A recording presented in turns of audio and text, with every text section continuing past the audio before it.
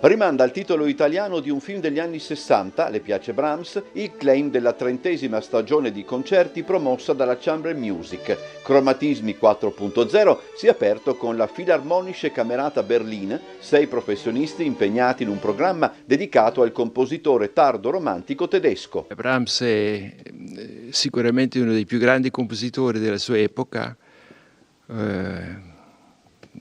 Credo che non ci sia da dire di più, considerando le sinfonie, il concerto per violino, i concerti per pianoforte e tutta la musica da camera composta, è proprio un farro nella composizione sinfonica e cameristica. È difficile da eseguire?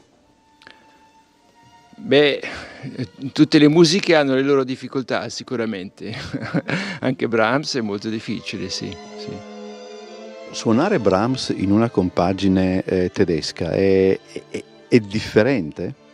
Beh, bisogna considerare noi dai Berliner, cioè l'orchestra dei Berliner praticamente suona Brahms da quando è stato composto e dunque c'è una tradizione che si è trasmessa da una generazione all'altra e c'è una certa evidenza nell'approccio.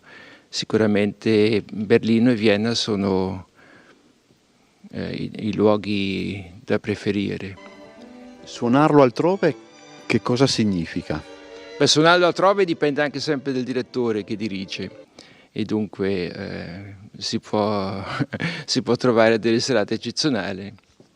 Gli appuntamenti della stagione in programma al Teatro Miela sono 15. Il cartellone estremamente vario propone perlomeno un'altra chiave di lettura, ovvero quello sguardo, per certi versi obbligato da queste parti, ai compositori dell'Est Europa. Ai recital in abbonamento si aggiungono 3 eventi speciali: una festa per il compleanno della fabbrica di pianoforti Steinway, il concerto del quartetto Euforie al Tartini e gli auguri di Natale con il coro da camera Vicra diretto da Petra Grassi alla sala Tergesta dell'Hotel Savoia.